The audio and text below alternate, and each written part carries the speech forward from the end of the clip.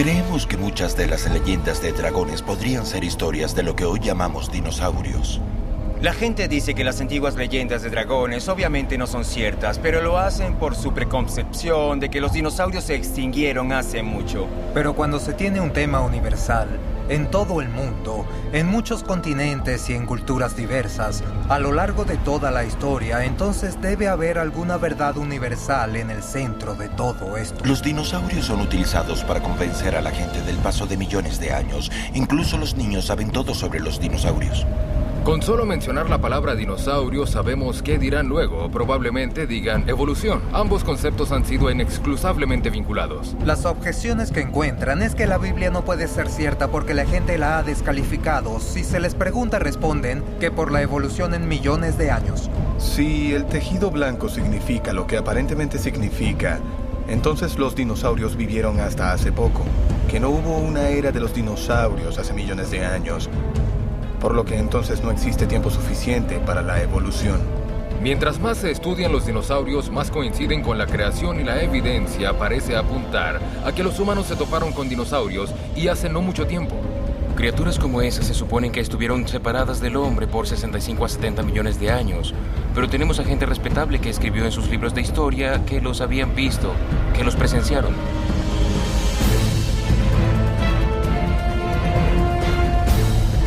¿Dragones o dinosaurios?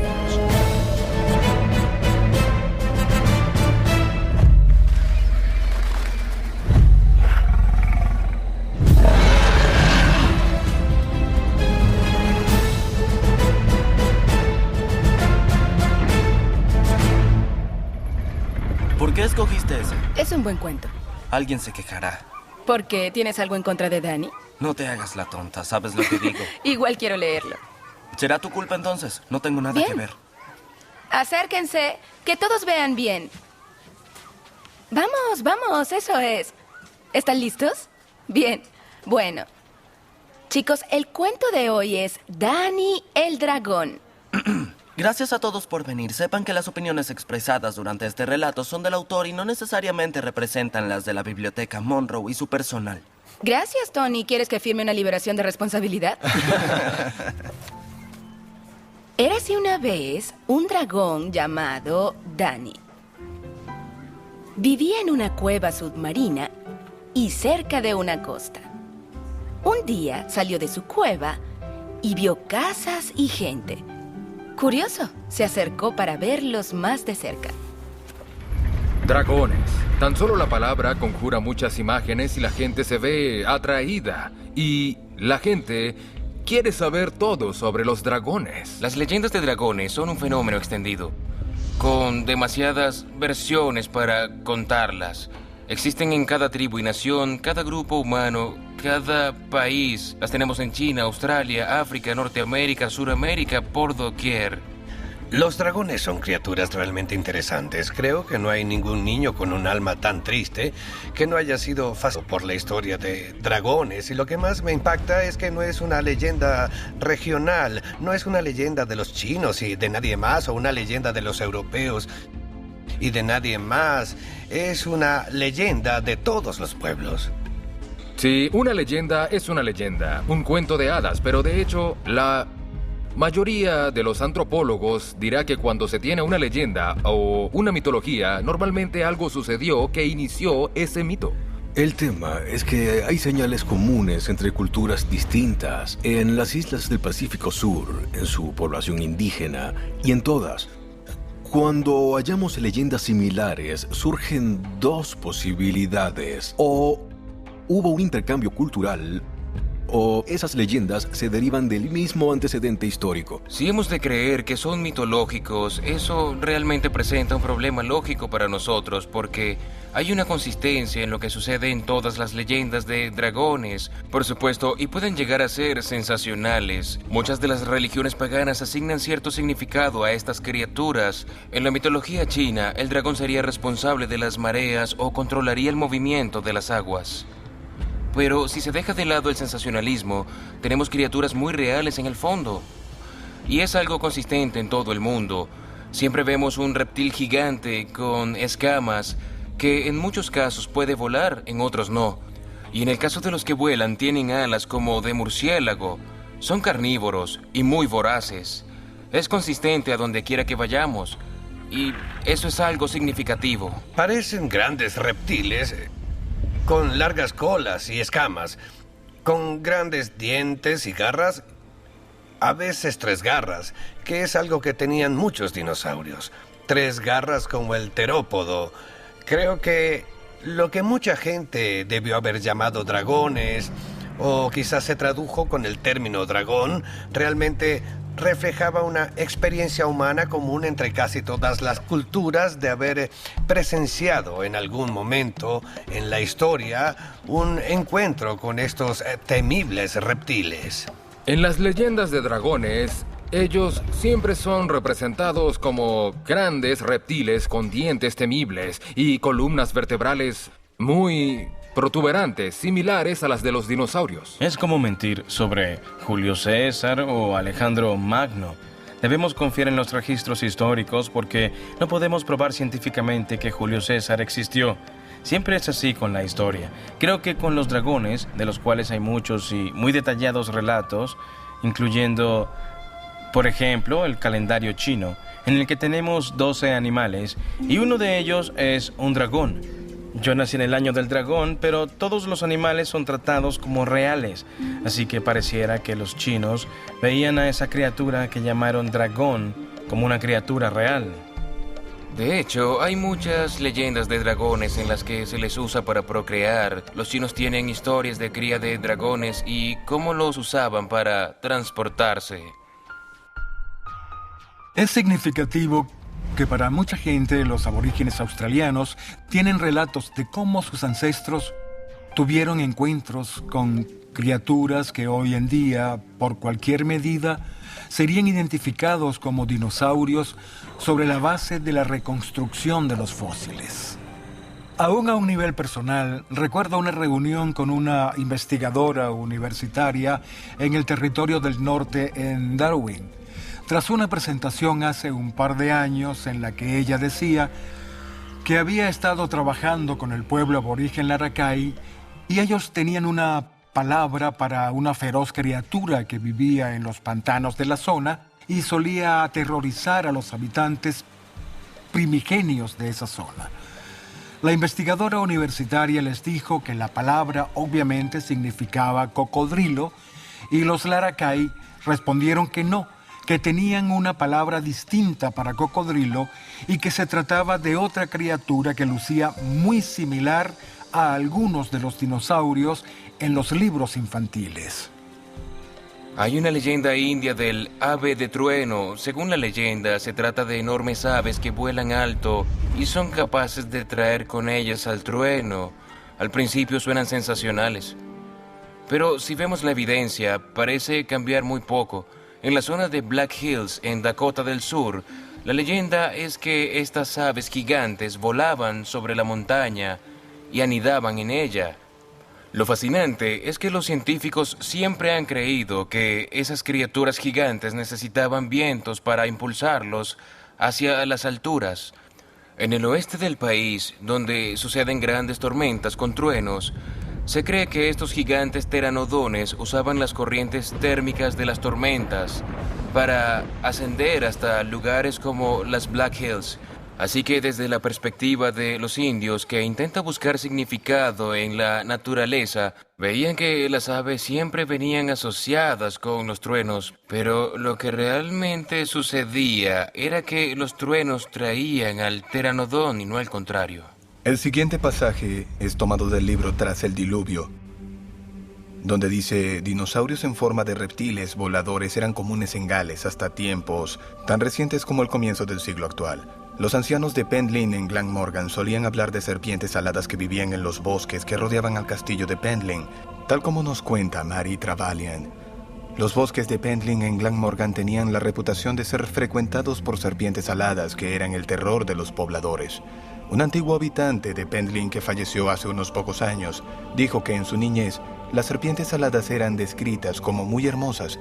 Dijo que no era una historia inventada para atemorizar a los niños, sino un hecho real, pues su padre y su tío habían matado a algunas de ellas porque eran como los zorros en cuanto a que se comían a las gallinas. El anciano atribuyó la extinción de las serpientes aladas al hecho de que eran el terror de las granjas. Esto es un pteranodón, un ejemplo, y por cierto, no todos ellos eran grandes, con largas alas. En Beowulf se describen dos tipos, uno que tenía alas enormes, que sabemos que existió por fósiles de 10 metros de envergadura, y otro tipo de serpiente alada, más pequeña, pero igualmente dañina como plaga, no solo en Beowulf, sino en Inglaterra y para los nativos de Norteamérica y Centroamérica, etc. Es interesante que haya un famoso cantar de gesta acerca de un rey escandinavo llamado Beowulf. Y si leemos cómo describe a la gran bestia que mató por aterrorizar a los aldeanos, veremos que es una descripción muy precisa de un tiranosaurio rex. La mayoría de la gente dice que Beowulf es totalmente mítico porque contiene una variedad de monstruos. Pero si se lee el poema Beowulf, no habla de hadas, magia o duendes, sino de un gran monstruo bípedo con boca gigante y grandes dientes que devoraba a la gente, tal como nos imaginaríamos a un terápodo. En el Parque Nacional Ágate, en Nebraska, hay estructuras en las rocas llamadas tirabuzones del diablo. Durante años, los científicos pensaron que algún tipo de plantas habían creado estas estructuras en espiral que bajan de la superficie hasta 2 metros.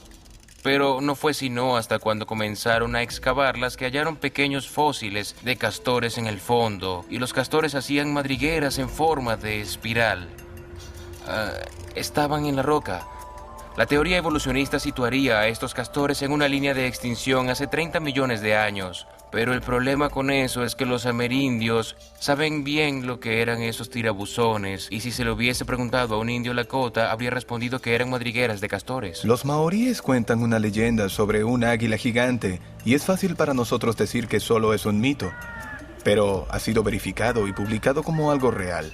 Era un águila gigante, así que tenían razón en ese punto. Y quizá los pueblos antiguos han estado diciendo la verdad en sus leyendas sobre otras criaturas también. Cada vez más gente acepta que los dinosaurios se extinguieron. Incluso los creacionistas que estudian relatos de aparentes contactos recientes entre humanos y dinosaurios dirían que parecen haberse extinguido. Sin embargo, hay significativos relatos de avistamientos en décadas recientes en diversos lugares del mundo, como el Congo, por ejemplo. Los habitantes de la zona hablan de una criatura que llaman Mokele-Mbembe, y cuando los occidentales les presentan dibujos de criaturas africanas y de dinosaurios y señalan las imágenes de hipopótamos o rinocerontes, los lugareños dicen que no son Mokele-Mbembe, y cuando ven la imagen de un saurópodo en un libro sobre dinosaurios, señalan a una especie de saurópodo pequeño. Otro ejemplo que recuerdo es el de la región del lago Murray en Papúa Nueva Guinea. Allí me relataron de un incidente en el mar, cuando un grupo de personas en una canoa vieron una gran criatura nadando bajo su canoa, con lo que le parecían placas triangulares a lo largo de su espalda hasta su larga cola. Además, hablan de grandes nidos cercanos al borde del agua, claramente hechos por una criatura gigante. Si tuviésemos solo una o dos historias que sonaran similares a los dinosaurios, podría pensarse que es solo una coincidencia. Pero cuando se tiene un tema universal en todo el mundo, en muchos continentes y en culturas diversas a lo largo de toda la historia humana, entonces debe haber alguna verdad universal en el centro de todo esto. De hecho, Carl Sagan, uno de los más famosos evolucionistas en el mundo, se lo tomó tan en serio que escribió un libro titulado Dragones del Paraíso para tratar de responder la pregunta de cómo es posible que haya tantas historias de dragones similares a los dinosaurios cuando nadie nunca ha visto a un dinosaurio. Y la respuesta que da en su libro fue esencialmente que evolucionamos de reptiles, así que parte de nuestro cerebro es un vestigio de cuando vivíamos en la era de los reptiles, y por ello, las leyendas de dragones serían recuerdos heredados de la era de los reptiles. Ahora bien, Hubo un silencio de muchos de sus colegas porque ya se sabe que no se le da credibilidad científica a la noción de que los recuerdos son heredados, de que uno podría recordar lo que hizo un ancestro que vivió, por ejemplo, en la época de Cleopatra o algo así. Pero la importancia de este episodio es que uno de los evolucionistas líderes del mundo se tomó el tema en serio y trató de explicarlo, aunque no hizo un buen trabajo. Una mejor explicación sería que la Biblia tenía razón, que el hombre y el dinosaurio vivieron juntos y que lo que vemos son leyendas corruptas de una época pretérita en la que los humanos y dinosaurios interactuaban. Algunas personas vieron llegar a Danny. Era inmenso, con escamas y una larga cola, y huyeron gritando: ¡Dragón, dragón, sálvense! Danny gritó: ¡regresen! Pero sonaba como un rugido. Eso los hizo correr más rápido. Las historias de los enormes dientes y garras de Danny se extendieron por todo el país.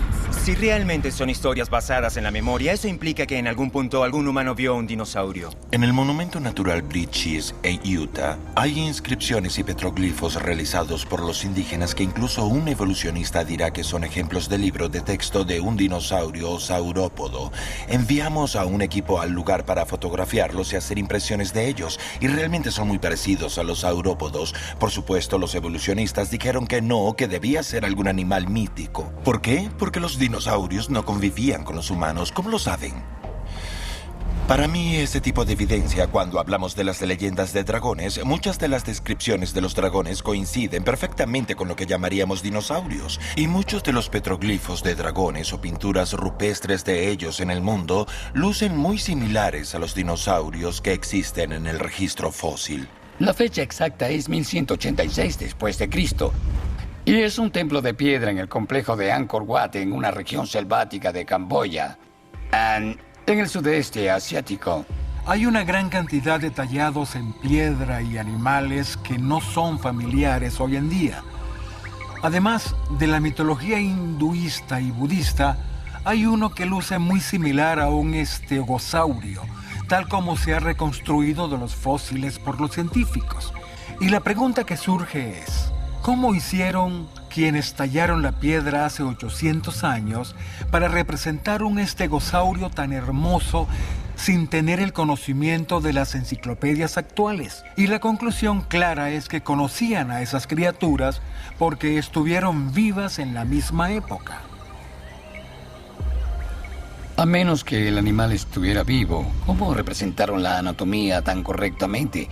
Tenían que verlo para poder reproducirlo correctamente. Y es solo uno de los más de 80 casos en todo el mundo, en todos los continentes, donde se sabe que los humanos y dinosaurios coexistieron gracias a las reproducciones artísticas de dinosaurios de una u otra forma. Hay una catedral en el Reino Unido, la Catedral Carlisle, que ha estado allí desde hace mucho tiempo, y uno de los obispos sepultados en ella hace 600 años tiene grabados en bronce en su tumba que representan una serie de animales que nos parecen muy familiares hoy en día, pero también hay algunos que lucen muy parecidos a saurópodos. De hecho, cualquier niño moderno los reconocería inmediatamente como dinosaurios saurópodos. Por eso pensamos que la visión evolucionista, según la cual los dinosaurios se extinguieron hace 65 millones de años, está errada. Pues si no, ¿cómo pudieron llegar esos grabados a una tumba de 600 años? El mayor artefacto que tenemos es una estela egipcia que conmemora a un faraón. Se le llama la estela de Hieracómpolis. En un lado muestra al rey haciendo la cabeza del enemigo que acaba de derrotar, a punto de decapitarlo.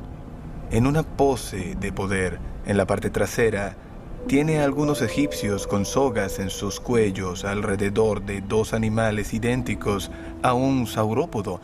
Lucen como un apatosaurio dibujado por un niño, enlazando sus cuellos. Y tenemos ese motivo repetido en dos lugares, totalmente separados por la distancia y cientos de años. Obviamente, si hay tallas o grabados de saurópodos cientos de años antes de cualquier reconstrucción científica de los fósiles, La única forma que podemos pensar para que lo hicieran tan inteligentemente es que pudieron ver a los animales con sus propios ojos, o al menos tuvieron acceso a bosquejos o descripciones hechas por testigos oculares de las criaturas en esa época.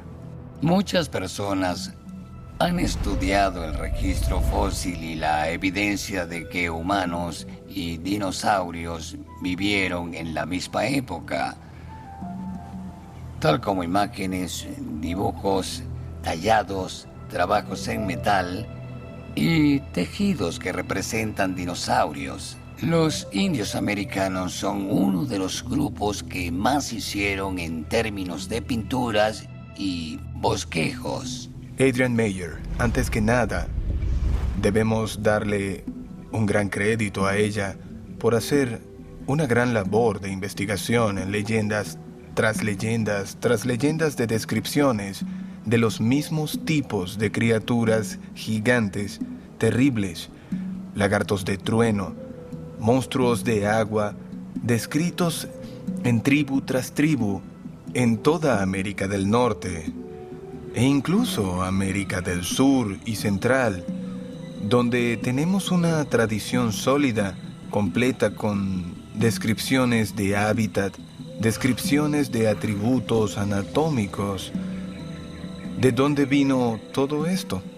Algunas personas decían que no era posible que los indios convivieran con dinosaurios, que los indios habían hallado osamentas y habían armado esas osamentas en su forma adecuada y habían colocado la musculatura y la piel y basados en lo que vieron, hicieron sus dibujos de cómo luciría este dinosaurio o reptil en la vida real. Con todo respeto a las habilidades de los indios americanos, y hay muchas de ellas, sinceramente no creo que la paleontología hace cientos de años fuera una de ellas. El hecho de contar con todos estos artefactos genera la pregunta, ¿cómo sabían dibujarlos? En otras palabras, si son mitológicos, ¿cómo hicieron todos para dibujar el mismo mito y sin embargo estar separados por tiempo y la geografía? Es una pregunta difícil de responder porque depende de la visión del mundo que se tenga. Pero si uno reflexiona y se basa en los datos, todo parece sugerir en la superficie que en estos pueblos la gente común se topó en algún momento con criaturas que lucían así. Me han informado que en una cueva en Francia hay una pintura rupestre de un mamut en combate con un dinosaurio y es muy significativo. Porque aun cuando los mamuts se extinguieron, todo el mundo acepta que existieron juntos porque se han hallado puntas de lanza en fósiles de mamut. Por supuesto, hay muchas pinturas de mamuts y todo el mundo concuerda en que son realmente mamuts. Así que si los mamuts y los humanos estuvieron juntos y vemos imágenes de mamuts y humanos juntos, entonces obviamente los dinosaurios y los humanos convivieron también. Pero por supuesto, los evolucionistas dirán que es imposible. Los amerindios tenían una leyenda de una criatura a la que llamaban el abuelo del bisonte. Es una descripción interesante porque si pensamos en cómo luciría el abuelo de un búfalo, obviamente tendría largo pelaje y luciría como un bisonte. Pero dicen que era mucho más grande y en una catarata en Minneapolis se hallaron los colmillos de un mamut. Los indios habían indicado que se trataba del lugar donde vivía ese abuelo del bisonte. Y lo más fascinante es que pudieron describir a este mamut en todas sus características, su pelaje, etc.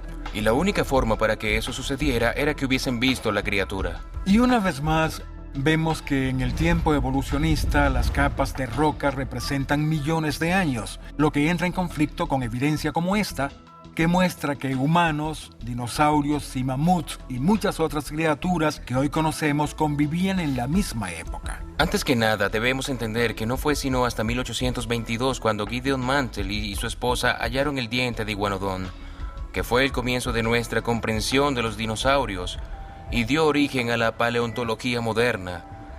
Cuando se hizo el descubrimiento, también se supo de muchos pueblos antiguos que tuvieron un conocimiento íntimo de los dinosaurios, que dibujaron en vasijas, en cerámicas, y en caso de ser cierto, que no tuvieran conocimiento de los dinosaurios, entonces, ¿de dónde salieron todas esas imágenes?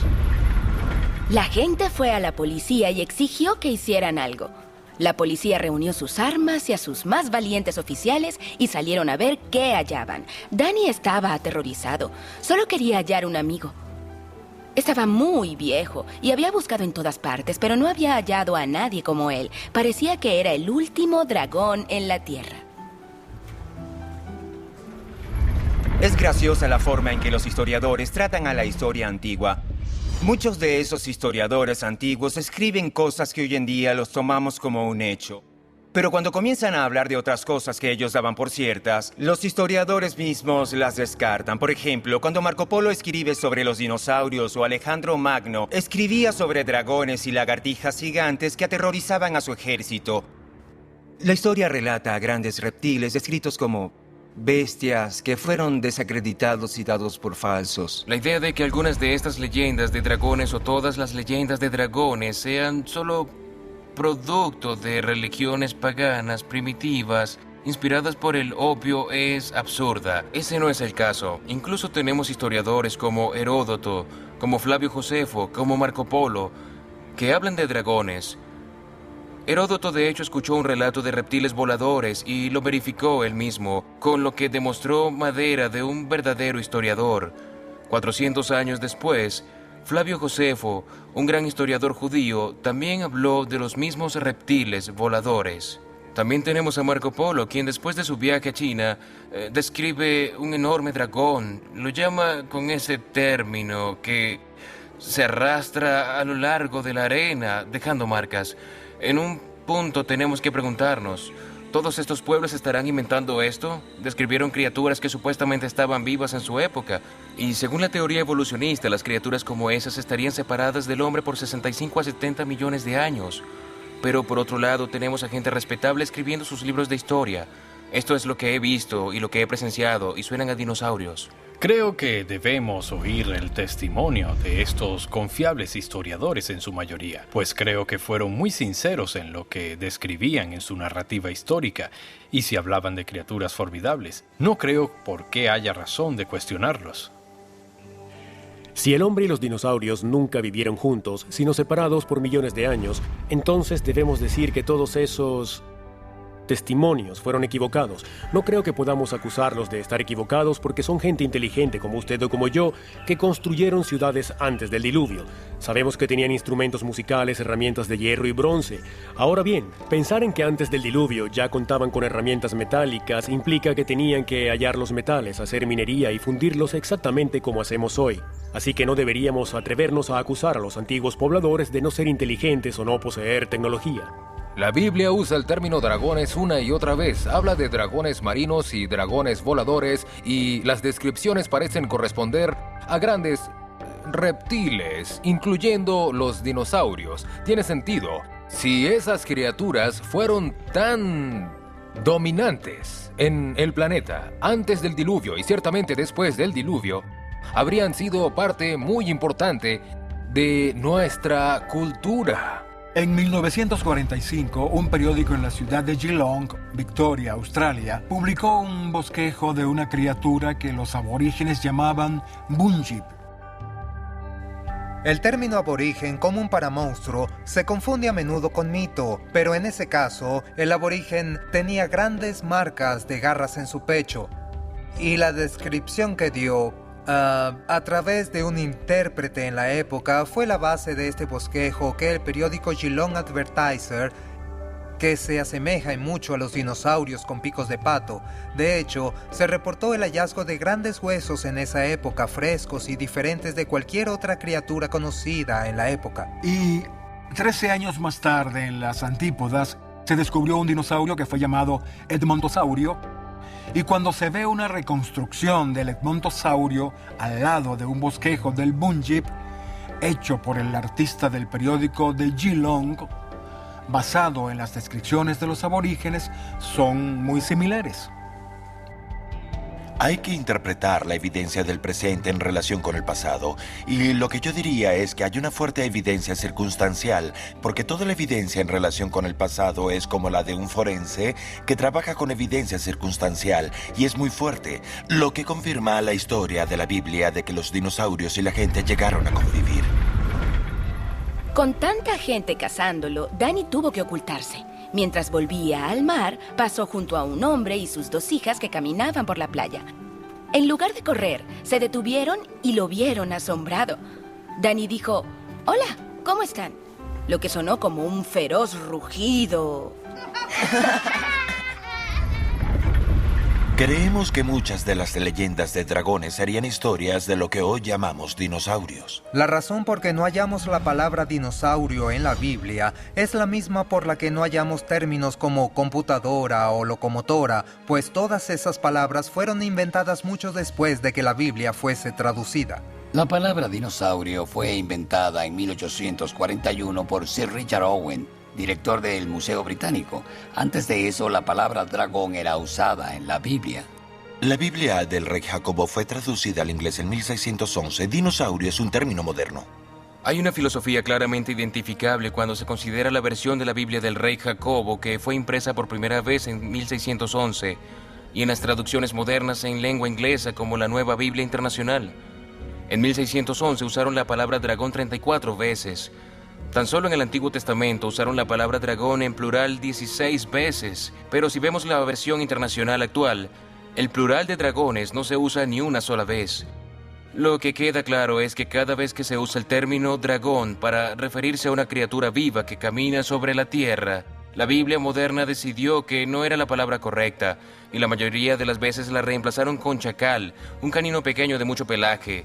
Se trata de una discrepancia entre un pequeño animal similar a un zorro y un reptil gigantesco, y lo que vemos es la mentalidad evolucionista que se ha infiltrado en muchas áreas, incluyendo a los más conservadores teólogos bíblicos. Ellos, al mirar a los dragones, no hacen la conexión entre el dragón y el dinosaurio, y tienen la idea de que los dragones no son reales, y se ven en la situación de defender el apego a la realidad de la Biblia. La mayoría de la gente cree que los dinosaurios murieron hace 65 millones de años y por tanto no es posible que los humanos los hayan visto porque somos una especie más moderna. Así que es un caso de una visión errada de la historia con millones de años de diferencia, lo que implica que deben buscar otra explicación de los encuentros de humanos con las criaturas que llamamos dragones. Pero a veces tratamos a Dios como una viejecilla que necesita ayuda para cruzar la calle. Pero no, creo que Dios hizo absolutamente todo lo que quería, y todo lo que quería lo dijo. Así que si los dinosaurios y los dragones realmente son la misma criatura, uno podría preguntarse por qué los dragones terminaron en la mitología. Es una buena pregunta. Tenemos a todas las culturas del mundo transmitiendo de generación en generación historias de grandes lagartos, y con el tiempo las historias se corrompen, y se distorsionan y se le añaden elementos mágicos, hasta que incluyen hechizos y pasan a formar parte de la literatura fantástica moderna. No fue sino hasta principios del siglo XIX que un científico francés llamado Georges Cuvier comenzó a publicar sus hallazgos cuando aceptó que la extinción de las especies era posible. Antes de eso nadie pensó que las especies podían extinguirse. Creían que Dios haría una especie de preservación sobrenatural de todas las especies en el mundo. La razón por la que creían que era una visión errada de la Biblia es que toman el Génesis y dicen que Dios creó todas las criaturas y que es bueno. Así que supusieron que habría una forma de preservación que se vio reforzada con el relato del diluvio y la historia de Noé, que limpiaría el planeta para tener un nuevo comienzo con Noé y su familia. Pues hizo que Noé trajera todas las especies de animales en parejas al arca, y allí se mantiene este sentido de la preservación. No inventamos el término dinosaurio hasta el siglo XIX, así que nada antes del 1800 podría haber sido designado con la palabra dinosaurio. Por tanto, las traducciones de la Biblia no contendrían esa palabra, y desde entonces ninguna nueva traducción se atrevería a usar la palabra por presión de los evolucionistas. Así que la gente antes del siglo XIX, cuando oía historias de dragones, buscaban a su alrededor, y al no ver a una criatura así viva, concluían que nunca había estado viva. Y fue por eso que los dragones pasaron a la mitología.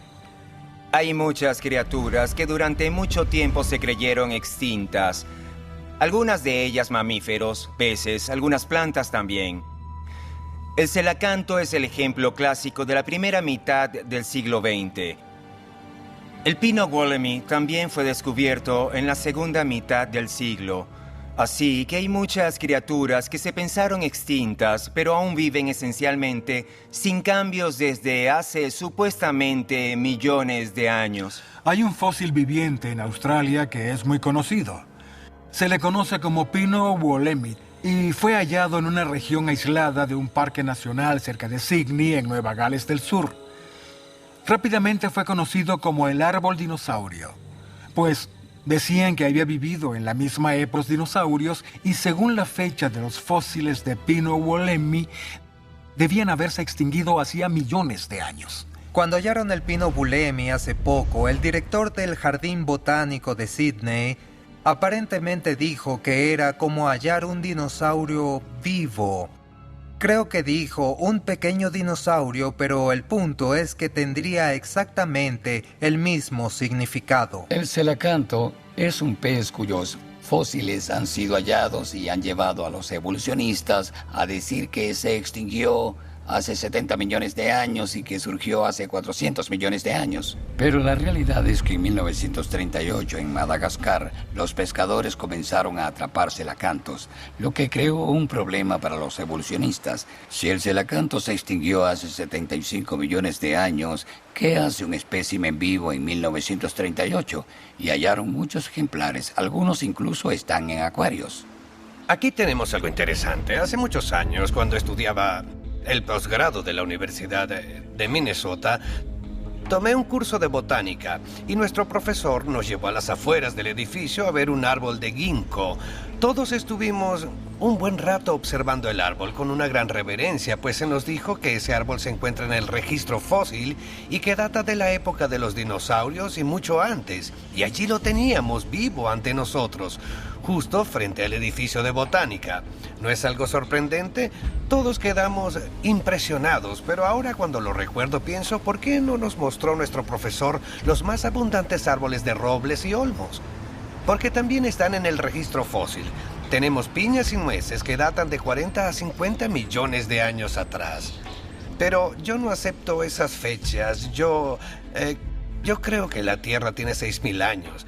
Si uno ha de aceptar esas fechas, tenemos un tanque aquí en el Museo de la Creación que está lleno de criaturas nativas de Kentucky, criaturas acuáticas, peces comunes que uno se encontraría al ir a pescar, que han estado en la Tierra, según el registro fósil, unos 40-50 millones de años. Ciertos peces incluso datan de la época de los dinosaurios. Tenemos tortugas de 120 millones de años, murciélagos de 60 millones o 50 millones de años, que lucen igual a como pudieran lucir hoy en día. El ámbar es lo que llamo una cápsula del tiempo.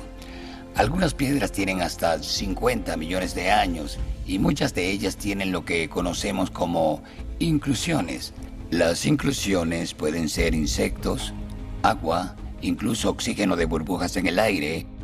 Y la razón por la que lo llamo una cápsula del tiempo es que cuando hallamos hormigas o termitas o incluso escarabajos de la corteza del pino, que actualmente diezma los bosques de las montañas rocallosas, estos animales, estos insectos son exactamente los mismos que vemos hoy en día.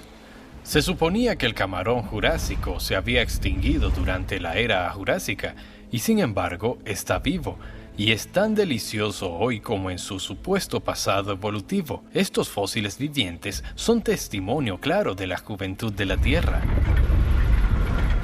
Aterrorizado, el hombre se puso delante de sus dos hijas y dijo: «Oh Dios, eres maravilloso y poderoso y creaste criaturas asombrosas. Por favor, no dejes que se coma a mis hijas. Así como tú amas a tu creación, yo amo a mis hijas». Luego se volteó y se sumergió en el mar. Según la sabiduría convencional, los dinosaurios vivieron desde cerca de 250 millones de años hasta hace 65 millones de años. La razón por la que afirman eso es después de las así llamadas capas jurásicas. No se hallan fósiles de dinosaurios. Por eso creen que los dinosaurios fueron aniquilados hace 65 millones de años y que el hombre solo evolucionó en los últimos 2 millones de años porque solo hallamos fósiles de humanos en las capas superiores. Según eso, el hombre y los dinosaurios nunca pudieron haber vivido juntos porque estuvieron separados por cerca de 65 millones de años. Un evolucionista miraría el registro fósil y basado en idea de una Tierra antigua y tomando el presente como clave del pasado. Miraría los procesos naturales que actúan muy lentamente y diría que el registro fósil se debe haber acumulado muy lentamente. Y como se trata de un proceso gradual, se podrían ver distintas eras geológicas. Así que en una sección donde quedan sepultados los fósiles, se concluye que los fósiles estaban vivos en algún momento. Y si una capa aparece encima de ellos, entonces debe ser por un periodo posterior. Hay un conjunto completo de fósiles sepultados que conforman una fotografía de un periodo distinto y así se construye una muy complicada estructura del árbol de vida y se crea un modelo muy complejo del registro geológico. Básicamente, lo que hacen es mirar las unidades de rocas sedimentarias en la capa jurásica y luego hallan dinosaurios en ella. Y dicen que como hay dinosaurios en esa capa en particular, debe ser de al menos 70 o 75 millones de años.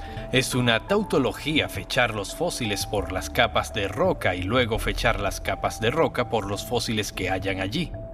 Es lo que se llama razonamiento circular. Cursé un año de geología en la universidad y me llamó la atención que el director de ese departamento decía que el registro fósil no apoyaba la teoría de la evolución. Lo decía así abiertamente. Él no era un creacionista, pero decía que el registro fósil parecía apoyar una serie de creaciones divinas. Fue lo que oí de un profesor de geología. En Nueva Zelanda, uno de los de mayor jerarquía en la universidad, con mucha experiencia. Los fósiles se forman solo en circunstancias muy especiales. Soy un biólogo marino y buzo y es gracioso, pues la mayoría de la gente cree que los biólogos marinos estudian ballenas y delfines, pero realmente la mayoría de los biólogos estudian gusanos, bacterias y lodo. En mi vida he estudiado mucho, he sacado lodo de lagos, ríos y arroyos en todo el sudeste de Estados Unidos. He analizado sedimentos en los Cayos de la Florida, en las Bahamas y en Belice. Realicé un viaje al Pacífico Sur en el que excavamos mucha arena y nunca he visto el esqueleto de un pez, nunca he visto un fósil incipiente, nunca he hallado nada en estado fosilizado. Porque cuando los peces mueren, se van hacia el fondo, son comidos por otros animales, por lo que sus huesos tienden a ser esparcidos en una gran área. Incluso si llegaran al lodo del lecho marino, los huesos se disuelven con el tiempo en el agua. Están hechos de carbonato de calcio que es soluble en agua de mar, así que se requieren circunstancias muy especiales para crear un fósil. Y la mayoría de esas circunstancias se dan en el diluvio de Noé, donde se tenía una gran cantidad de sedimentación y con muchos fósiles sepultados muy rápidamente, que quedaron privados de oxígeno e impregnados con minerales en el agua, que luego se recristalizó dentro de los huesos, evitando que se disolvieran y formando un fósil. Creo que esos dinosaurios fueron sepultados en el sedimento de la época del diluvio de Noé, que debió haber ocurrido hace 4000 años. Así que en el momento del diluvio, poco después, cuando el mundo comenzó a secarse, todos los dinosaurios que conocemos con ciertas raras excepciones fueron sepultados bajo el agua, tal como dice Ken Ham. Si realmente hubo un diluvio en todo el planeta, uno esperaría ver millones de restos depositados en las capas de roca de toda la Tierra. Y lo que vemos es realmente eso, millones de cuerpos enterrados en las capas de roca y sedimentos depositados por el agua. Y es particularmente cierto en el caso de los dinosaurios. Lo que dicen los evolucionistas de los dinosaurios es que su hábitat eran las zonas cercanas a lagos o mares interiores y que algunos de ellos cayeron a esos lagos y antes de que su carne se pudriera o carroñeros la devoraran, fueron rodeados por roca sedimentaria. Pero esto no lo vemos hoy. Yo veo conejos y ardillas en mi patio y no sé qué pasa con ellos cuando mueren, pero nunca he visto funerales de conejos ni nada parecido y tampoco he visto fósiles de conejos o ardillas. No se puede obtener un fósil si un dinosaurio murió en el bosque, pues se descompondrá y será devorado como carroña.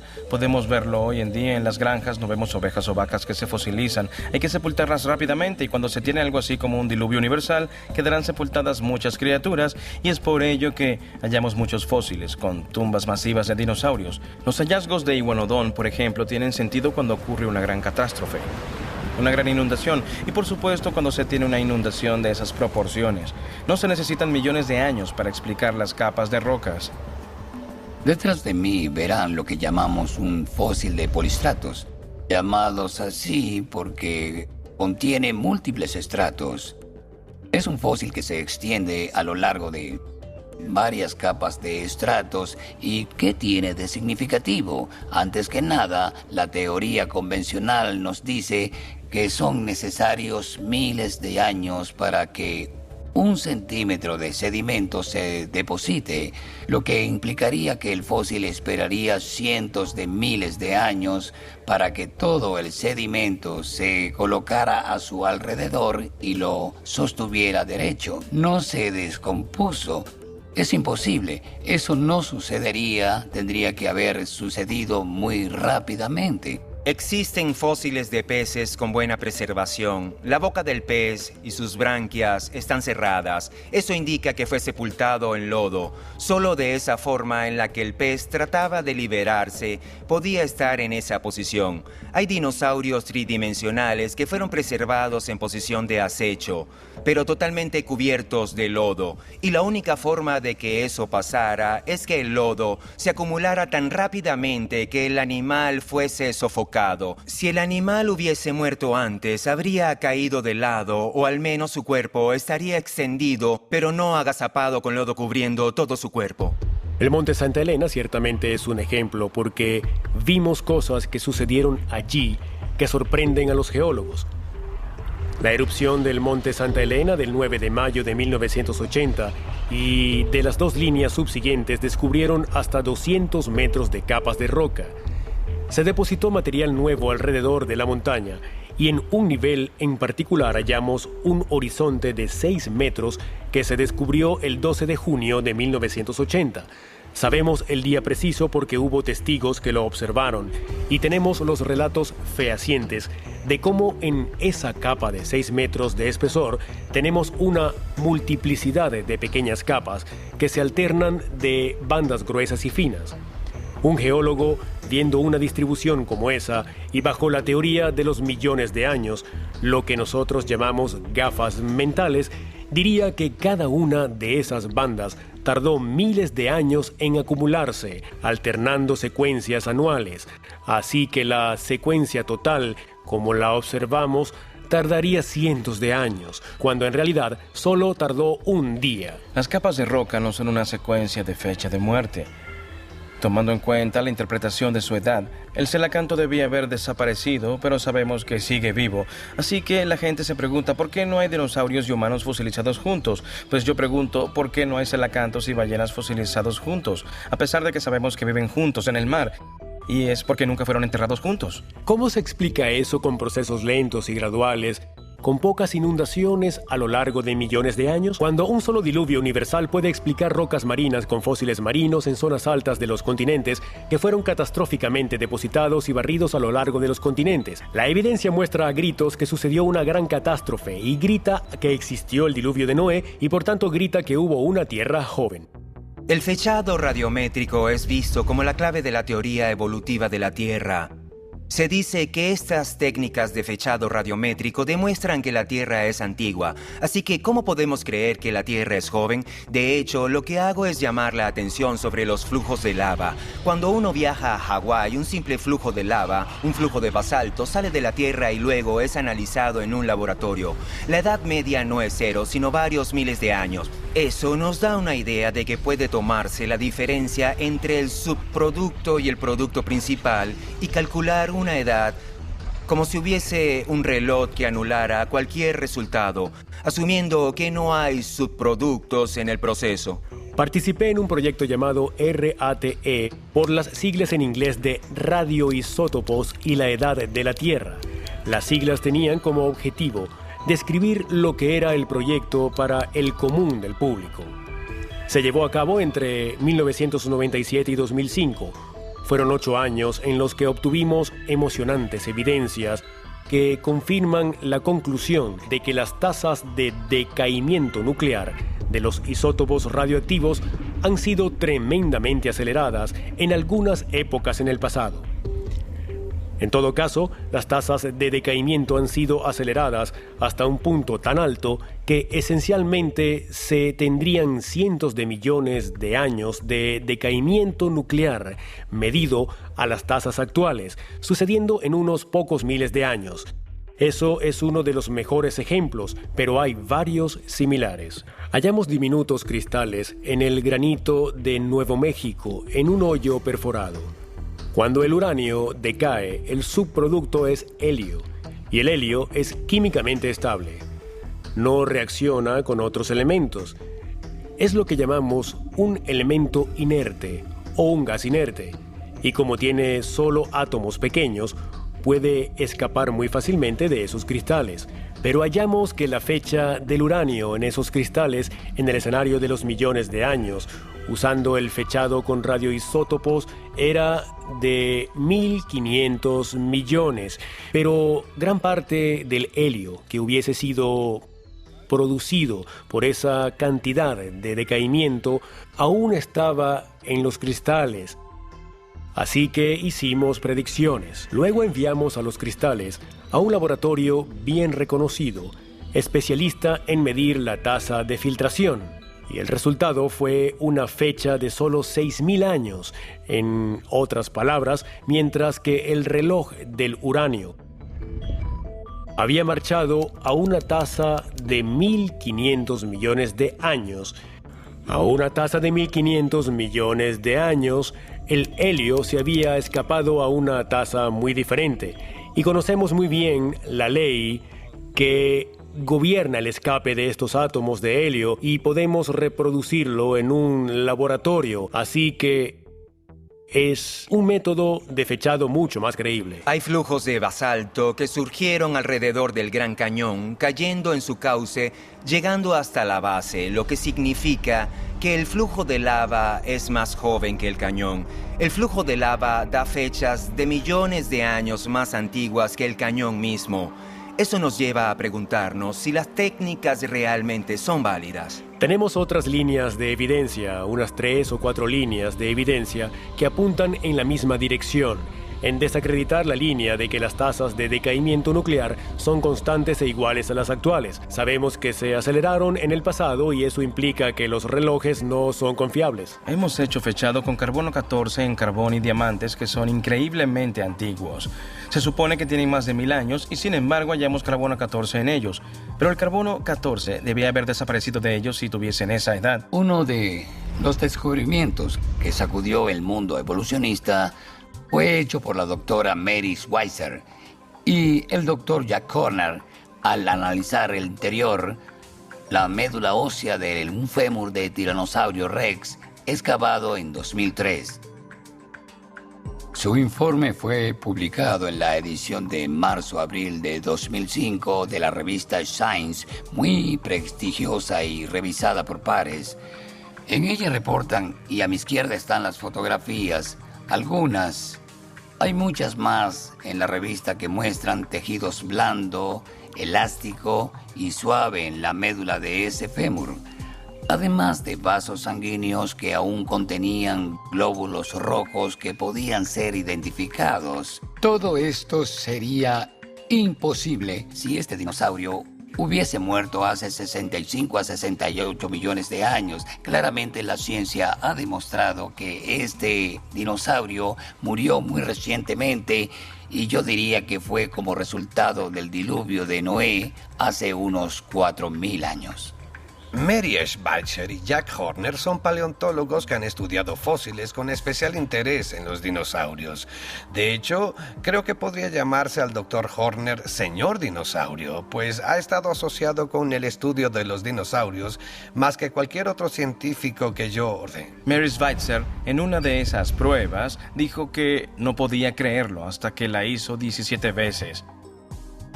Fue minuciosa. Así que ellos quedaron claramente impactados, incluyendo a ciertos evolucionistas, por el hecho de hallar lo que parecía ser médula ósea aún fresca y suave, con vasos sanguíneos y glóbulos rojos. Más recientemente, han ido más allá y Schweitzer, trabajando con otro equipo de investigadores, han analizado la bioquímica de la médula y hallaron fragmentos de proteína. No proteína completa, pero fragmentos de las mismas, proteínas que normalmente no permanecen sin desdoblarse durante miles de años, y mucho menos durante 70 millones de años. Por supuesto, los naturalistas evolutivos que se adhieren a las largas eras de la evolución, quienes mantienen con firmeza que el hombre y el dinosaurio están separados por 65 millones de años, se sienten muy incómodos con estos descubrimientos continuos de Mary Schweitzer. Tom Kay de Seattle, quien también fue crítico del primer estudio de Mary Schweitzer, dijo, y cito, «Esto puede ser nada o la mayor revolución de la historia de la paleontología». Yo estoy de acuerdo con la segunda opción de su cita, porque creo que es uno de los mayores descubrimientos paleontológicos. Danny regresó a su cueva sumergido en sus pensamientos. ¿Qué había hecho ese hombre en la playa tan valiente? No huyó como los demás. El hombre había hablado de un Dios que lo había creado. El hombre habló de un creador que amaba a sus criaturas. ¿Era Danny una de esas criaturas? La mayoría de los libros sobre dinosaurios que uno compra en una librería hablan de hace millones de años. Los niños han visto películas sobre dinosaurios, quizá ficción como Parque Jurásico y otras, pero todas ellas hablan del paso de millones de años. Desde Darwin y Lyell, la idea de los muchos millones de años es una necesidad filosófica, pero ciertamente no se halla en la ciencia. Los personajes más influyentes de la época buscaban desacreditar a la Biblia. Lyell llegó a decir que su meta era la de liberar al mundo de Moisés, y si esa es la meta, la de liberar al mundo de Moisés, es obvio que activamente está tratando de socavar el relato bíblico de la creación. Así que por eso debemos hablar sobre la edad de la Tierra, si queremos hablar de los dinosaurios y los humanos, porque son ópticas radicalmente distintas. Y si la Tierra es joven, entonces los dinosaurios y el hombre vivieron juntos y las leyendas de dragones son creíbles. Creo que los paleontólogos cierran las brechas que ven en la línea de tiempo evolucionista y ven cómo dicen que desde el mono pasamos al hombre, de los microbios al hombre, etc. Pero una de las cosas que hallan difícil en ese proceso es que la vida es muy compleja, bien sea la extinta o la moderna. Es tan extremadamente compleja que implica que debió pasar mucho tiempo para que la gente halle creíble que se puede pasar de microbios al hombre. Y el tiempo es el elemento mágico para el evolucionista. Es una gran cantidad de tiempo lo que hace que lo imposible sea posible. Una Tierra antigua y un universo antiguo de más de 1.500 millones de años es importante para los evolucionistas porque necesitan una cantidad de tiempo muy largo para que se dé el proceso evolutivo que mejoraría las especies al azar a través de mutaciones y selección natural. Yo sugeriría que se requiere un tiempo infinitamente mayor que apenas 4.500 millones de años, y los invito a pensar en órdenes de magnitud superiores a los miles de millones de años, porque ese es el tiempo que tardaría para que se desarrollara al azar apenas una proteína biológicamente útil. Dicen que a lo largo de miles de millones de años cualquier cosa es posible, pero ¿esperan que alguien gane la lotería todos los días por 10 años consecutivos? Esa es la probabilidad de decir que todo es posible. Si eso sucediera, un tribunal declararía al ganador culpable y lo enviaría a prisión por el resto de su vida. Tendrían que concluir que está haciendo fraude, porque eso es imposible. La idea de que todo es posible es realmente ridícula. Se requeriría más tiempo y material de lo que se conoce en todo el universo para que la evolución se dé por azar. Una vez que uno acepta eso, que acepta que la fotosíntesis se formó por el azar, no veo diferencia en creer que sucedió por azar hace 6.000 años, sino 6.000 millones de años. Quiero decir, uno es tan improbable como el otro. Hemos llegado al punto en que la diferencia es casi despreciable, pero los evolucionistas saben que sus argumentos serían cuestionados por los legos si los tiempos se acortan demasiado. Decimos que los humanos son muy complejos y que una esponja o una medusa no serían complicadas. Una medusa o una anémona cuenta con el mismo número de genes codificadores de proteínas que los humanos. En miles de millones de años de supuesta evolución, no hemos aumentado el número de genes. Muchos de los genes que se consideraron en un principio específicos de los vertebrados o específicos de las formas superiores de vida, los seres sencillos también los poseen. Así que los evolucionistas quedan perplejos de que una célula sencilla sea tan compleja. La forma de vida más simple es increíblemente compleja, lo que me hace imposible concebir que se creó espontáneamente de sustancias químicas al azar. Hay una brecha insalvable entre la célula más sencilla y la química al azar. Es como decir que podemos hallar en la naturaleza una roca sobre otra roca sobre otra roca, como resultado de procesos naturales. Si una roca cae sobre otra y otra cae encima, eso no puede explicar las grandes pirámides. Por supuesto, pensar eso sería ridículo. Tenemos el decaimiento, tenemos la segunda ley de la termodinámica y me miro en el espejo cada día y veo los efectos del decaimiento. Hemos dicho que las teorías evolucionistas no toman en cuenta esa segunda ley.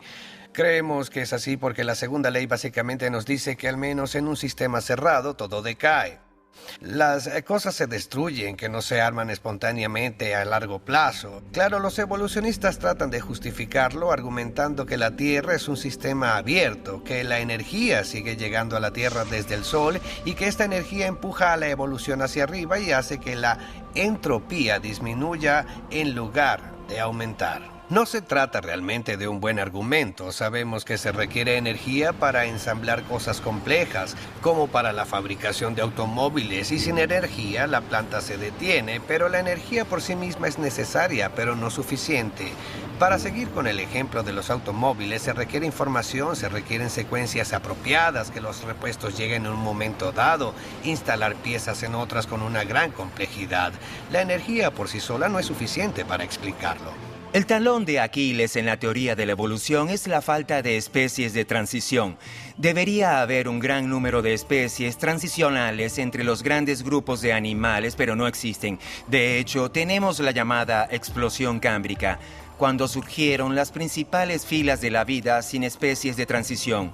Los darwinistas dicen que dejan ese fenómeno para nuevas generaciones de geólogos que descubran las especies de transición que debieron existir, pero desde 1960 el registro fósil solo ha cambiado en 4%. Así que lo que tienen es un puñado de especies de transición. Las especies de transición que usan hoy en día no se usaron en los años 70 y no son las mismas que se usaron en 1925 o las que usó Charles Darwin en su época. Estas especies parecen tener una vida científica de unos 10 años. Luego se eliminan calladamente y se reemplazan por nuevas. Un ejemplo clásico es la evolución del caballo. Todos recuerdan el paso del pequeño caballo al grande, pero ya es una complicación que se halla en los libros de texto y no debería estar porque ha sido desacreditada y disputada. Y muchas de esas cosas que la gente debería recordar como evidencia de la evolución realmente resultó ser totalmente falsa. Charles Darwin hizo lo mismo cuando concibió su idea de la evolución. Vio los hechos, que el registro fósil no calzaba con su teoría, así que tomó una decisión muy poco científica: aferrarse a su teoría e ignorar los hechos. Lo mismo sucedió en el siglo XXI con Mary Schweitzer. Dijo en la revista Discover en abril de 2006, y cito: "Un asistente me dijo que no le importaba lo que dijeran los datos, pues él sabía que lo que hallé no era posible. Le pregunté cuáles datos los convencerían y me dijo, ningunos". Fin de la cita. Es un ejemplo perfecto de la gente que habla de una teoría de evolución que no ha sido probada y que abarca muchos millones de años, en la que no hay un creador, un diseñador, en la que solo el tiempo y los procesos naturales, pero los hechos no calzan con ella. Así que me aferro a la teoría y no a los hechos. Muchos de los oponentes de la teoría del creacionismo y una tierra joven señalan que los creacionistas son enemigos de la ciencia.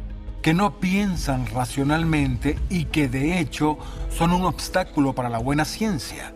De hecho, cuando se consideran los grandes avances de la ciencia en las décadas recientes, muy frecuentemente vemos que sus responsables son cristianos que ciertamente comprenden al Dios de la creación. ¿A quién podemos nombrar que sea más influyente que Isaac Newton, creyente en la Biblia y cristiano? ¿A Pasteur? ¿Kepler? No estamos hablando aquí solo de ganadores del premio Nobel, sino de gente que abrió eras completamente nuevas de la ciencia. Boyle, Maxwell, Faraday, George Washington, Carver, Louis Pasteur, todos estos hombres de ciencia también eran hombres de Dios que creían en la creación. Mucha gente cree que se trata de la religión en contra de la ciencia. No, se trata de la ciencia basada en una religión contra la ciencia basada en otra religión. Yo comienzo con la creencia de que la palabra de Dios es verdadera, que tenemos testigos oculares confiables de lo que sucedió en el pasado, por lo que construyo mi ciencia sobre eso. Por el contrario, un evolucionista tiene la creencia de los millones de años sin un Dios en los que todo pasa gradual y lentamente y construye su ciencia sobre eso, así que la gente debe decidir cuál de las visiones es la correcta. La búsqueda de Danny continuaba y las pistas que dejaba eran fáciles de seguir. Pronto las autoridades buscaban en el agua y Danny tuvo que salir de su cueva y sumergirse más y más profundo. De alguna forma, a pesar de no haber hallado a un amigo, no se sentía tan solo como antes. Alguien debía amarlo y lo suficiente para haberlo creado. Quizá era distinto, pero amado.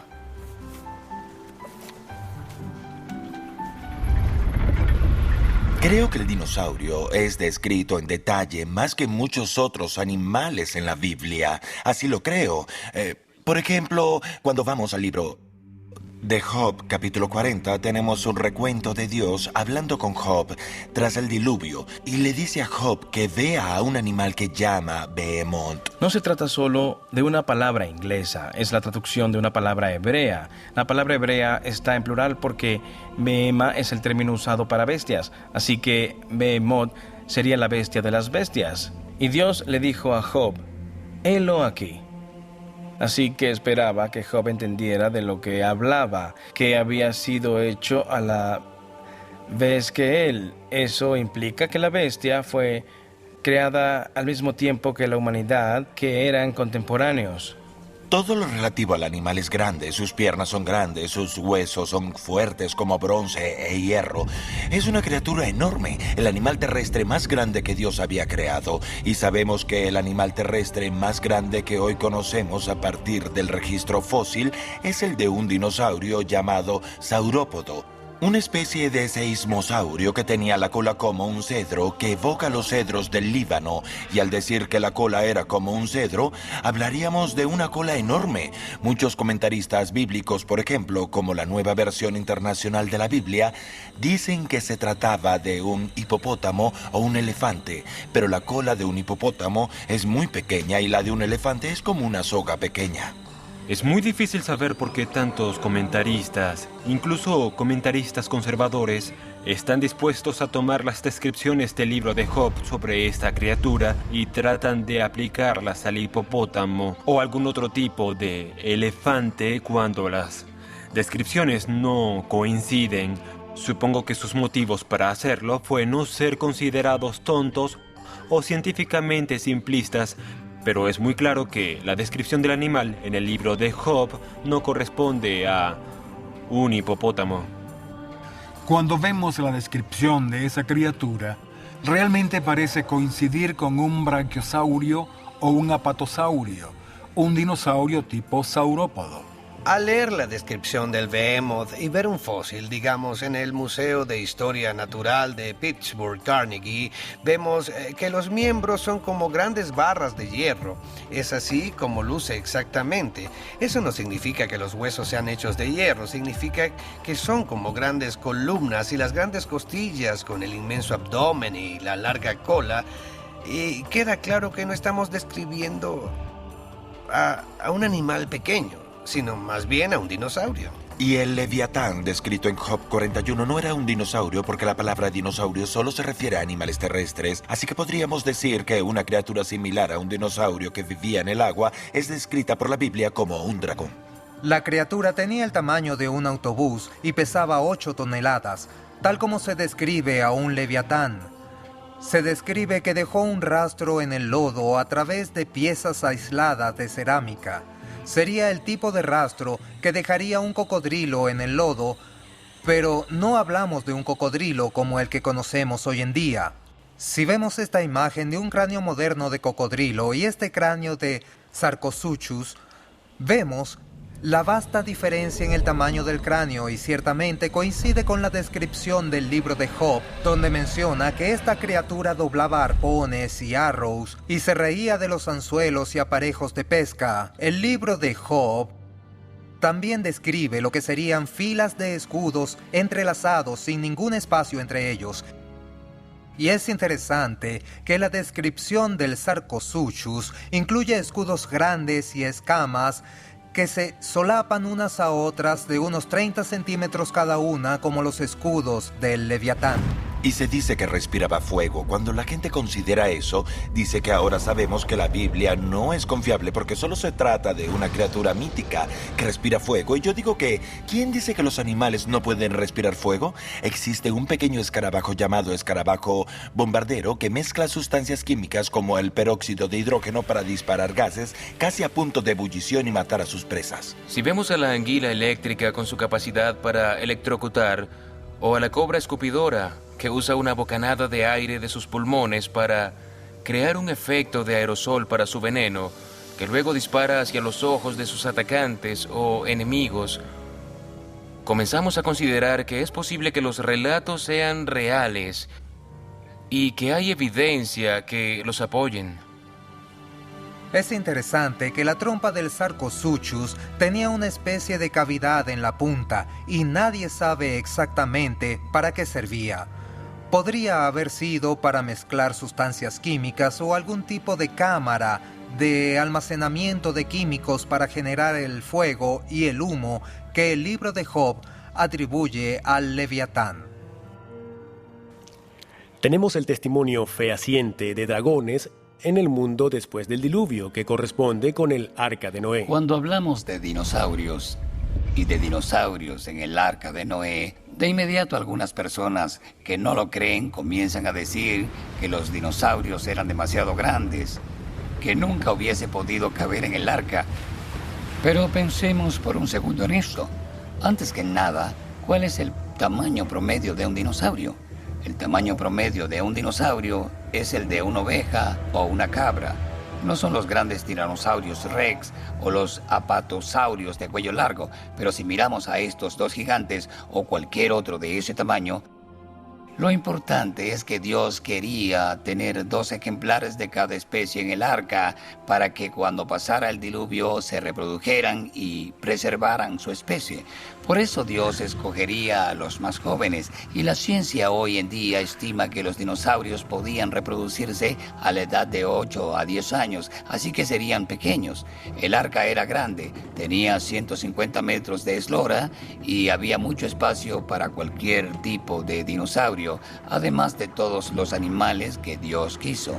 ¿Por qué habrían de extinguirse después del diluvio? Porque el clima cambió después de la inundación. Era un clima más difícil, con una topografía distinta. También por la competencia con el hombre por el alimento y el hábitat. Muchas especies se han extinguido por el azar y muchas habrían sido eliminadas durante el diluvio. Y por ello tenemos fósiles. Y los sobrevivientes que la Biblia dice estaban en el Arca de Noé, un barco de dimensiones gigantes, podrían haber sido cazados por el hombre, razón por la cual tenemos leyendas de cacería de dragones. Y la era del hielo, que casi con seguridad sucedió justo después del diluvio, no habría sido buena para los grandes reptiles.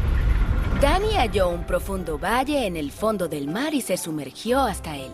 El agua era turbia y era difícil de ver. Creyó que nadie nunca lo hallaría allí, hasta que vio 2 grandes ojos mirándolo. De las oscuras aguas salió otra criatura.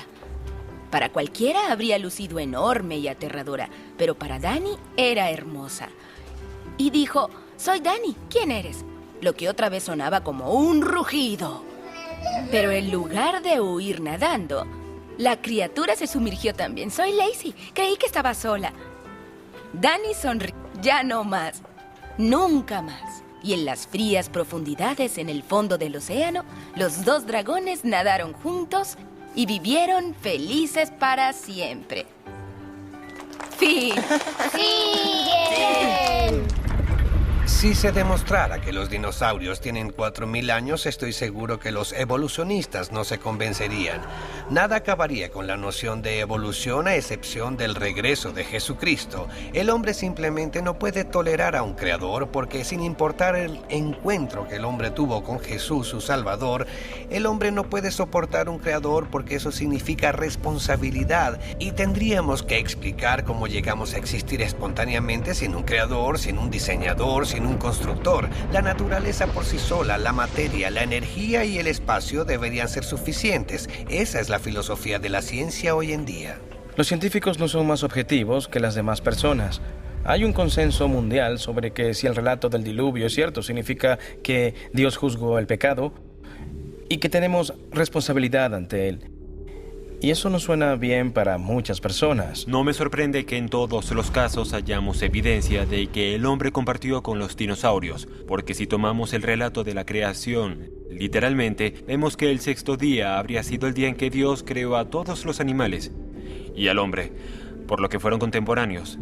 Es decir, los dinosaurios no precedieron al hombre por 1 millón o 65 millones de años, sino que estuvieron juntos. Una vez que se considera el tejido blando combinado con la evidencia de la interacción entre el hombre y los dinosaurios o dragones, todo concuerda, y el dogma de los millones de años no nace de la evidencia, sino que la evidencia se estrella contra el dogma. La teoría evolutiva está basada en el paradigma y no en la evidencia. Mucha gente, cuando ve a creacionistas que tienen grados universitarios, se preguntan cómo pueden creer en la creación. Lo que no se dan cuenta es que la creación es una forma lógica de mirar al mundo a la luz del relato histórico de la Biblia. Todo concuerda y tiene mucho más sentido que desde la perspectiva evolucionista. La razón por la que tenemos las montañas Apalaches y los Himalayas es que el diluvio y todas las catástrofes que trajo consigo causaron la muerte de millones de animales que quedaron en las capas de roca en todo el mundo. Porque la Biblia dice que todas las montañas fueron cubiertas con agua y todos los animales murieron. El agua llevaría arena y lodo y millones de animales muertos quedarían sepultados bajo capas de roca en todo el planeta. Así que mantengo la idea que explica la Biblia de lo que sucedió en el pasado. Podemos probarla y veremos que la evidencia la apoya abrumadoramente. Realmente me pareció que fue algo especial, porque era como poder decirle a Dios cómo hacer las cosas, cómo poner a Dios en una caja y decirle que comenzara con esto, que usara la evolución. Pero cuando me lo presentaron, inmediatamente fue claro para mí que arrogantes somos. Y luego, cuando comencé a ver la evidencia, mucha de la evidencia de la que hemos hablado hoy, evidencia que se acumula para demostrar que la Biblia tiene razón.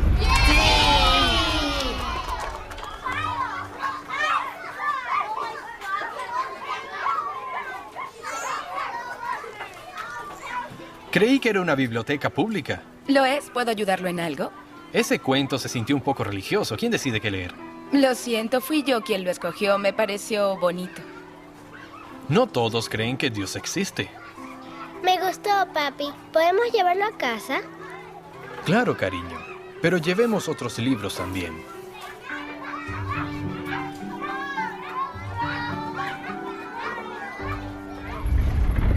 ¿Cuál es el punto? Quiero decir, ¿qué importa cuán antigua es una roca o un fósil? ¿Cómo llegó un animal a ser como es? Pero hay un significado subyacente que nos atañe en lo más profundo de nuestro ser, que responde grandes preguntas como ¿quién soy?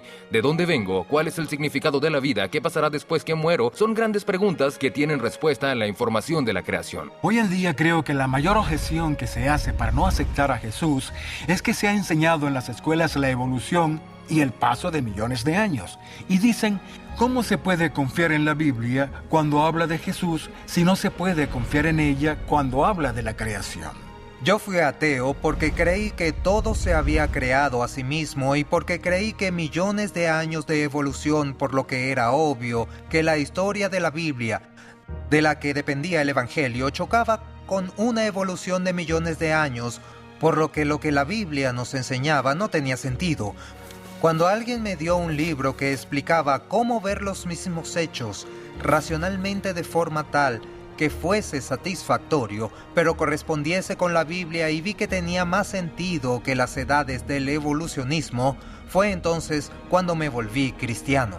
Los descubrimientos científicos y geológicos están confirmando esos procesos que antes se pensaba que requerían literalmente cientos de miles de millones de años. Ahora se sabe pueden ocurrir muy rápidamente, lo que soporta la creación rápida, el diluvio de la época de Noé, y están añadiendo soporte a la verdadera historia de la Biblia. El conocimiento acerca del Creador es testificado por las creaciones mismas. Las creaciones y el cielo ha declarado la gloria de Dios. Cuando hablamos de astronomía y otros campos, las fronteras de la ciencia son testimonio del diseño, y ese diseño es suficiente para que seamos responsables. La Biblia es muy clara en cuanto a que Dios es omnisciente, sabe todo, y aceptamos que las Escrituras son la palabra de Dios. Entonces tenemos un registro perfecto en el que podemos basar nuestras vidas, nuestras opiniones, y por tanto vemos cómo las opiniones han venido cambiando a lo largo de las décadas y los siglos. Incluso desde un punto de vista de experiencia, tiene sentido que depositemos nuestras esperanzas y nuestra fe en la sabiduría de Dios y no en la sabiduría del hombre. En un tribunal se tiene un juez y un jurado que considerarán los testimonios, y si se quiere establecer lo que sucedió en el pasado en la escena del crimen, cuentan con toda la evidencia forense, pero los científicos forenses están interpretando lo que las muestras de sangre significan y cuál sería el ángulo del disparo y todo lo demás, pero se están equivocando. El juez y el jurado deben decidir en base al testigo ocular que estuvo allí y puede describir exactamente dónde estaba el asesino con el arma, exactamente cuando ocurrió el disparo, y justamente eso es lo que tenemos con la Biblia. La Biblia nos dice quién tenía el mar, quién la disparó y qué pasó. Los científicos no estaban allí. La Biblia no necesita validación, pero desde la ciencia podemos realmente establecer que es cierta y podemos hallar confirmación y evidencia de que realmente sucedió y es de esa forma. Así que cuando someto a prueba lo que veo, hay evidencia en el mundo de Dios que soporta la palabra de Dios. El punto es que el Creador mismo, que lo hizo todo, entró en su creación y cumplió una misión que nosotros no hemos sido capaces de cumplir, y Él lo hizo por nosotros. Ese es el impresionante descubrimiento que espera a quien esté interesado en hallar la verdad. La función de la ciencia solo es eliminar los obstáculos que evitan que la gente escuche el mensaje del Evangelio. No nos salvamos porque creamos en el Génesis 1:1. Nos salvamos porque creemos en Jesucristo, por su fe en Cristo y por la gracia de Cristo. Pensemos en cuán contraria es la evolución a la cristiandad.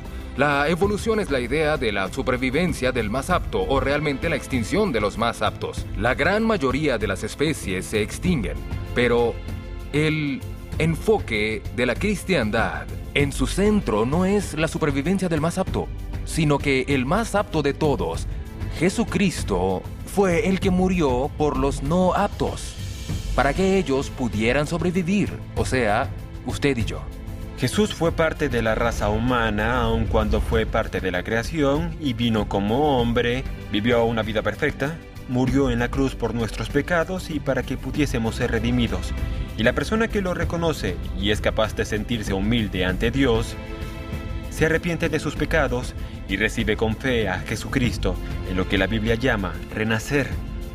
Esa persona recibe una nueva vida, pues estaban muertos en su pecado. Y ahora su nueva vida viene de su genuina relación con Jesucristo.